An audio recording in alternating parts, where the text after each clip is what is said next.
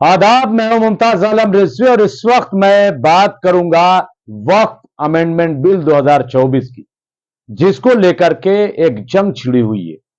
और खास तौर से हुकूमत न जाने क्यों इतना बेचैन है, क्यों इतना फिक्रमंद है। कहीं भी कोई आवाज उठ रही है तो उसको यह कहा जा रहा है कि साहब ये साजिश हो रही है, ये भड़काया जा रहा है, वर्गलाया जा रहा है, हाँ? ये बिल के खिलाफ बोला जा रहा है। सवाल यह है कि आखिर जो बिल वक्फ के हक में नहीं है उसके खिलाफ आवाज क्यों न उठाई जाए, नंबर एक। नंबर दो ये कि अगर वाकई ये बिल बहुत अच्छा था, बड़ा साफ सुथरा था और ये मुसलमानों को वक्फ दिलाने के लिए था, वक्फ इमलाक, सवाल यह है कि फिर इसको जेपीसी क्यों भेजा गया। इस पर यह सवाल खड़ा हो जाता है कि जेपीसी क्यों भेजा। तो देखिए, बीजेपी तो नहीं चाहती थी कि वक्फ अमेंडमेंट बिल 2024 जेपीसी में जाए, ज्वाइंट पार्लियामेंट कमेटी में जाए, क्योंकि पिछले 10 साल हुकूमत में हमने तो नहीं देखा कि किसी बिल को जेपीसी में भेजा हो। फिर यह बिल क्यों भेजा गया? क्या वाकई मोदी जी को मुसलमानों से बड़ी हमदर्दी हो गई कि चूंकि मुसलमान चाहता है कि इसमें तरमीम की जाए, इसमें इस्लाह की जाए, हाँ, इसको बेहतर बनाया जाए, पाक साफ बनाया जाए, इसलिए उन्होंने भेज दिया? बात यह नहीं थी। बात यह है कि यह जो मौजूदा मोदी सरकार है, यह अल्पमत की सरकार है, यह अक्सरियत वाली सरकार नहीं है। आप कहेंगे यह कैसे?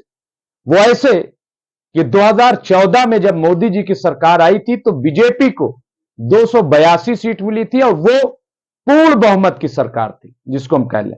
बाकी पार्टियां थी। इसी तरीके से 2019 में बीजेपी को 303 सीटें मिली थी, सिर्फ बीजेपी को। लेकिन 2024 में कि जब 400 पार का नारा दिया जा रहा था तो उस वक्त बीजेपी 240 सीटों पर सिमट गई और देखा किस तरफ? नायडू की तरफ, हसरत बड़ी निगाहों से देखा किस तरफ? नीतीश कुमार की तरफ। और कई तो जोक्स बने थे कि साहब नायडू फोन नहीं उठा रहे, मोदी जी फोन लगा रहे हैं, और नीचे लिखा हुआ था कैप्शन, अरे भाई उठा ले फोन, बहुत मुश्किल में हूं। इस तरीके से कहने का मकसद यह है कि चूंकि बीजेपी को इस बात का अंदाजा था, मोदी सरकार को इस बात का अंदाजा था कि अगर हमने जबरदस्ती की और ये बिल लाए और पास कराने की कोशिश की, लाए तो लोकसभा में, उस पर बहस भी हुई, लेकिन अगर इसको पास कराने की हमने कोशिश की तो कहीं ऐसा ना हो कि बिल गिर जाए, और अगर बिल गिर जाएगी तो सरकार अल्पमत में कही जाएगी और मोदी सरकार खतरे में पड़ जाएगी। यही वजह है कि इसको जेपीसी में भेजा गया। अब जेपीसी में क्यों भेजा गया? जेपीसी में इसीलिए भेजा गया ना कि लोग अपनी राय दें, लोग मशवरा दें और लोग बताएं कि कहां क्या प्रॉब्लम है, कहां क्या मुश्किलात है, कहां ये जो बिल है वो फायदेमंद है और कहां नुकसान देने वाला है। ढिंढोरा ये पीटा जा रहा है कि दरअसल दो बातें की जा रही है। एक तो ये कहा जा रहा है कि जो 95 में और वक्फ अमेंडमेंट कानून 2013 ये जो था वो इतना मजबूत और खतरनाक था कि जिसको चाहे अपनी जमीन करार दे दे। मतलब इस तरह की बातें की गई कि गोया कल को पार्लियामेंट को ना ये कह दे वक्फ बोर्ड की हमारी, और फिर क्या होगा? यानी इतना प्रोपगंडा। जबकि सच्चाई यह है कि जो वक्फ बोर्ड की वाकई लैंड है, 60% जमीन पर सरकारी और गैर सरकारी कब्जा है। सिर्फ दिल्ली में अगर देखें तो बड़े पैमाने पर यहां पे डीडीए का कब्जा है, आप जाकर के पता कर लीजिए। सरकारी इमारतें बनी हुई हैं, प्राइवेट इमारतें बनी हुई हैं, और इसके अलावा 123 वक्फ प्रॉपर्टी, जिस पर कई सौ, सबसे लंबा मुकदमा उस पर चल रहा, वो दी नहीं जा रही। सवाल यह फिर कैसा मजबूत कानून कि हम 123 प्रॉपर्टी जो अपनी है, जहां कब्रिस्तान है, जहां मस्जिदें हैं, जहां खानकाएं हैं, जहां इमाम बाड़े हैं, जहां करबलाएं हैं, हम उसको नहीं ले पा रहे और कह रहे हैं साहब बड़ा दूसरों की जमीन हड़प रहा है। ये कैसा झूठ बोला जा रहा है। और दूसरी तरफ ये कहा जा रहा है, यानी एक तरफ ये कि साहब बहुत खतरनाक कानून है, इसको हल्का किया जाए, और दूसरी तरफ ये कहा जा रहा है कि साहब हम तो इसलिए ये नया बिल लाए हैं ताकि मुसलमानों को उनका हक मिल सके। ये कौन सा नैरेटिव है? ये कौन सा पैमाना है? ये कौन सी जादूगरी है? क्या लोग समझ नहीं रहे? और फिर आपकी जो तर्जे हुकूमत है, क्या उसको लोग जान नहीं रहे? इसलिए ये कह करके तो मोदी सरकार नहीं बच सकती कि साहब हम आपके लिए बहुत अच्छा कर रहे हैं। सवाल यह है कि अगर आज वक्फ की तबाही है तो उसका जिम्मेदार कौन है? मैं बिल्कुल ये नहीं कहता कि उसकी जिम्मेदार मोदी सरकार है, बीजेपी सरकार है, नहीं, पिछली सरकारें भी, चाहे वो कांग्रेस की हो चाहे जिसकी रही हो, वो भी गुनहगार हैं। क्योंकि वक्फ बोर्ड जो है, पहली बात तो ये समझ लीजिए कि वक्फ बोर्ड कस्टोडियन है। वक्फ बोर्ड औकाफ का चौकीदार है, मालिक नहीं है। जो लोग ये समझ रहे हैं कि मालिक है, नहीं, चौकीदार है। मालिक तो अल्लाह है, उसके अलावा कोई नहीं है। तो जो वक्फ बोर्ड बना, जो चौकीदार बनाया गया, तो चौकीदार को चोर बना दिया गया।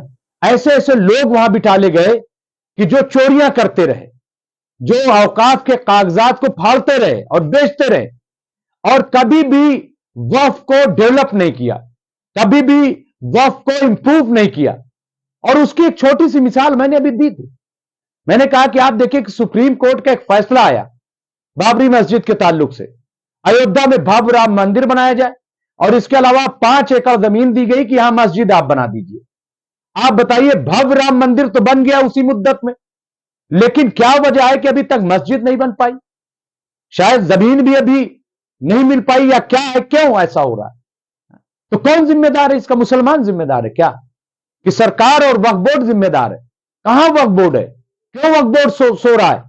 तो इसलिए बार बार यह अपील भी की जाती रही है कि जिस तरीके से ग्रुप प्रबंधक कमेटी है, कि जहां उनके चेयरमैन का चुनाव होता है और वो सारा मैनेजमेंट देखती है, ऐसे ही हमारा भी बना दीजिए, हटा दीजिए वक्फ बोर्ड को, एक इसी तरीके की कमेटी तश्कील दे दीजिए, जिसका खुद जो मुसलमान है वो अपना चेयरमैन चुने, मेंबर चुने, उसका बाकायदा चुनाव कराया जाए, दूध का दूध पानी का पानी हो जाए। तो ऐसा क्यों नहीं किया जा रहा?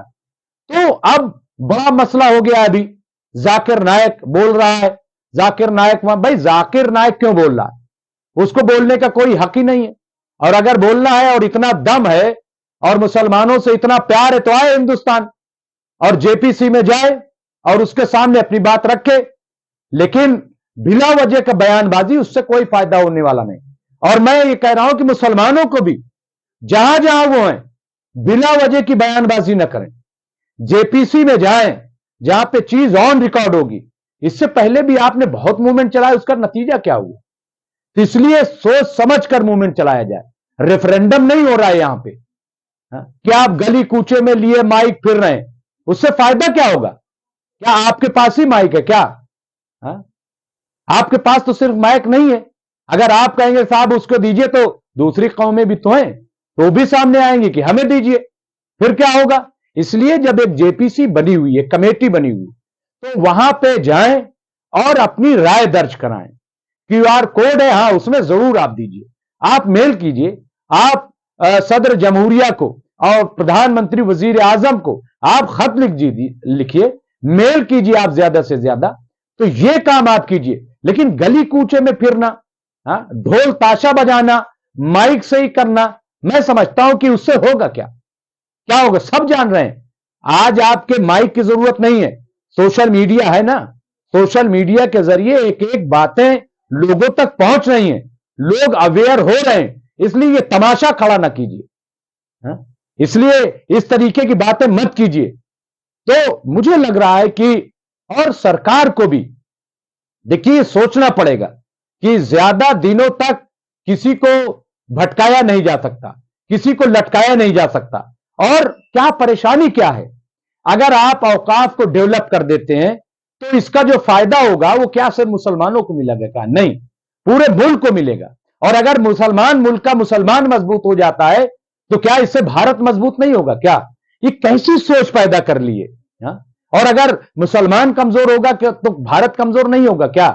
क्या इस मुल्क का 20, 25, 30 करोड़ मुसलमान वो इस मुल्क का हिस्सा नहीं है क्या? हा? हा? तो इसलिए मुझे लग रहा है कि इन तमाम चीजों पर गौर करना पड़ेगा, इन तमाम चीजों पर सोचना पड़ेगा। और उसके बाद मैंने बारहा कहा कि आप देखिए कि मुल्क के 25 करोड़ अगर मुसलमान हैं तो इनके 50 करोड़ हाथ भी हैं। 50 करोड़ हाथों से काम तो लिया जा सकता है, लेकिन 50 करोड़ हाथों को काटा नहीं जा सकता। तो अक्लमंद तो वही है कि जो इन 50 करोड़ हाथों से काम ले ले, लेकिन ये काटने की बात क्यों हो रही है? ये बहुत गलत है। मैं फिर कहूंगा कि सरकार जो है वो सही काम करे। और मोदी जी को क्या, वे तीसरी मर्तबा आप पीएम बन गए देश के, हाँ? आपने एक तारीख रकम कर दी। तो आइए ना, जो नारा आपने दिया है सबका साथ सबका विकास, जरा इस पर भी काम करके देख लीजिए और फिर देखिए कि आपको कितनी हिमायत मिलती है, हाँ? आपको कितना प्यार मिलता है, आपको कितनी इज्जत मिलती, देखिए ना आप, हाँ? आपका किरदार बदल जाएगा, पूरी दुनिया में जय जयकार हो जाएगी। तो ये करके भी देख लीजिए।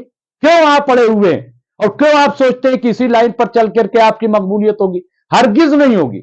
आप महदूद होंगे, महदूद होंगे, महदूद होंगे। इसलिए ये मेरा मशवरा है और जेपीसी में अपनी राय हम देंगे और इसके साथ साथ जो एक जमहूरी तरीका है उस तरीके पर अमल करते हुए हम सरकार से मांग भी करेंगे कि सरकार ये जो बिल लेकर के आई है इसको वापस ले और जो औकाफ है 60% जिस पर कब्जा है उसको खत्म करे और औकाफ को डेवलप करे, औकाफ को अच्छा बनाए, औकाफ को फायदा बख्श बना दे, ताकि इससे न सिर्फ मुसलमान बल्कि पूरे मुल्क को फायदा हो। बहुत बहुत शुक्रिया।